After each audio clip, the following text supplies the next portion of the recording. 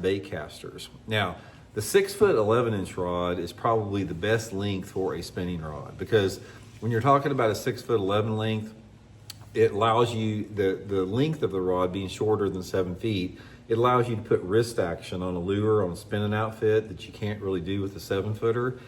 It allows you to shake that bait a little bit better than you could with a longer rod. It's just a little bit more user-friendly. Most spinning rods are going to be in the range between 6.5 to 7 feet. And I use the 6-foot 11. This is that Megabass whip snake here, but they also have one called an Addermine. But the 6-foot 11 is a really good all-around rod length for most any spinning rod applications. I just really like that. But moreover, let's talk about the bait caster, guys. 6-foot 11-inch bait caster rod is a really good rod for a lot of different things. First of all, when you're talking about lures that you have to manipulate, in other words, you have to twitch your wrist like that, like working a Zara spook or something, or working a jerk bait, or anything that you have to shake around and move around a lot, a 6-foot 11-inch rod is an excellent choice for that, because it allows you to have that liveliness. If you have a rod that's over 6'11", it's very difficult to put quick snaps on a rod, because simply the length of the rod's a little bit heavier. You've got a lot more material to move. So a 6.5 is a really good bait for like fishing any type of topwater that you're walking, like a chugger, a prop bait, a walking topwater, anything that you have to use your wrist to put a movement on.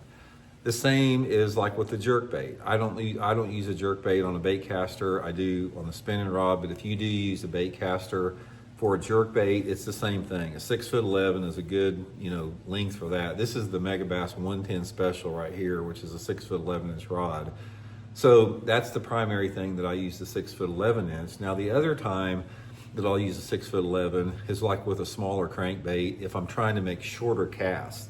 Anytime that you're using a shorter rod, you can make those quick wrist roll casts a little bit. A longer rod a lot of times requires 2 hands, but a shorter rod like this, you can make those little pitches like that, the little sidearm cast, like with a spinner bait or something next to like a lay down tree, just a little more accurate. And also, if you happen to be a little bit shorter in stature, say that you're, 5.5 foot tall, or maybe you're shorter than even 5.5 foot tall, sometimes a shorter rod is a better tool for you guys as far as to manipulate and handle the baits that you're using. Okay, the next rod length that I use when I go up above 6'11" is a 7-foot 2-inch rod. The rod that I use at 7.2 most of the time is that Megabass